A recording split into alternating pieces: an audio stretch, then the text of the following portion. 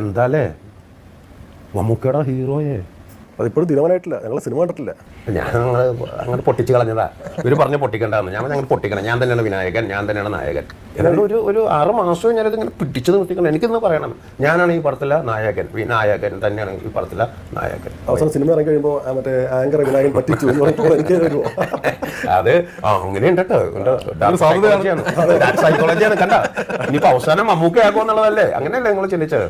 അത് നമുക്ക് സിനിമ കാണുമ്പോൾ കാണാം. എന്തായാലും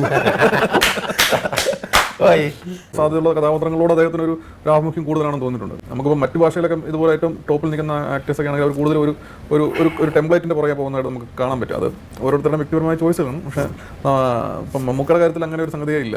അദ്ദേഹത്തിൻ്റെ നടനെ എപ്പോഴും തൃപ്തിപ്പെടുത്താൻ നോക്കുന്ന ഒരു സ്വഭാവമുള്ള ആളാണ് തോന്നുന്നു. ഈ കഴിഞ്ഞ 1.5 വർഷത്തിനിടയിൽ ഒന്നിലധികം തവണ പോലീസ് സ്റ്റേഷനുമായി ബന്ധപ്പെട്ട് വിനായകന് അവിടെ കയറേണ്ടി വന്നിട്ടുണ്ട്, ഇറങ്ങേണ്ടി വന്നിട്ടുണ്ട്. അപ്പോൾ അതിനിടയ്ക്കാണ് ഇപ്പോൾ ഇതിൻ്റെ ഷൂട്ടും ഈ പറഞ്ഞ പോലെ